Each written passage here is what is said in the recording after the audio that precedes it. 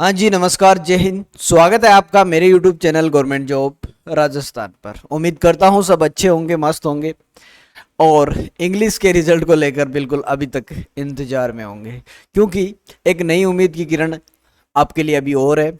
English की एक और सूची है, वो जारी होने वाली है बिल्कुल अभी, क्योंकि पूरे पद आपने देखा जो रिजल्ट आया, वो जितने पद थे इंग्लिश के उन पे नहीं आया है।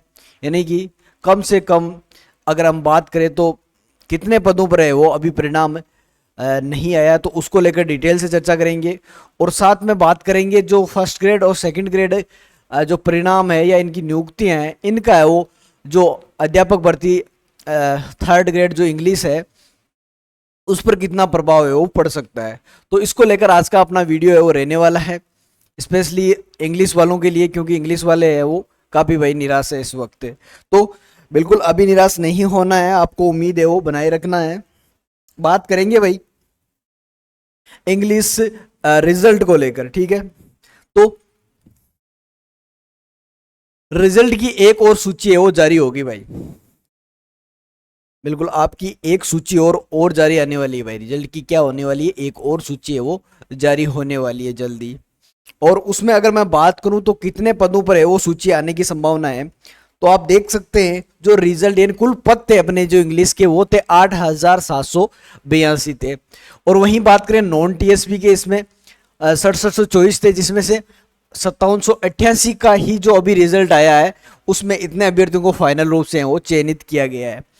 और बात करें टीएसपी एरिया की तो वहां थे 1199 पद, जिनमें से मात्र 851 पदों पर है वो फाइनल रिजल्ट है वो जारी किया गया है। तो अब आप देख सकते हैं कितने पद है वो अभी बच रहे हैं, यानी कि इसमें आप देख सकते हो लगभग आपके 1000 के समथिंग है वो पदों पर अभी रिजल्ट आना बाकी है। और वहीं टीएसपी की मैं बात करूं तो यहां भी आप देख सकते हो कम से कम 400 350 के समथिंग मान सकते हो, 350 के समथिंग है वो पदों पर है वो अभी रिजल्ट आना है वो बाकी है। तो अगर इतने पद अभी बाकी है तो इतने पदों पर अगर रिजल्ट आएगा तो अब मेरिट है वो कितने नीचे आ सकती है, इसको अगर हम बात कर लेते हैं। बात करें इंग्लिश की कट ऑफ इतनी अचानक क्यों बढ़ी भाई? काफी नंबर, यानी कि जिनके 15 नंबर अधिक थे उनका भी नंबर नहीं आया। यानी कि जैसे ओबीसी और ईडब्ल्यूएस कैटेगरी की बात करें, यानी कि जितनी भी नॉन रिजर्व कैटेगरी है उसमें मेरिट है वो बहुत ज्यादा हाई गई है, इन्हें सारे में 15 से ऊपर है वो मेरिट चली गई है, ठीक है। तो इतनी हाई जाने का क्या कारण है? इसका मेन कारण है कि यहाँ पर है वो छात्रों की डेंसिटी है वो बहुत कम है, मतलब बहुत कम छात्र है, उसको लेकर है वो इतनी कट ऑफ हो गई है। तो अब इतने छात्र और लिए जाएंगे तो वापस मेरिट भी या कट ऑफ भी उसी हिसाब से है वो नीचे आएगी। तो आप मान सकते हैं कि कम से कम 2 से 3 नंबर है वो आपकी जो मेरिट है वो और नीचे आने वाली है, ठीक है। और वो इससे भी नीचे आ सकती है, लेकिन एक 2 से 3 नंबर मैं बता रहा हूँ आपको, इतनी तो 100% है वो आएगी। यानी कि जिसके 2 या 3 नंबर से इस सूची में नंबर नहीं आया है तो उनको है वो मस्त रहना, आपका नंबर है वो कन्फर्म है वो आने वाला है। 2 से 3 नंबर पक्का है वो आपकी कट ऑफ है वो और नीचे आने वाली है।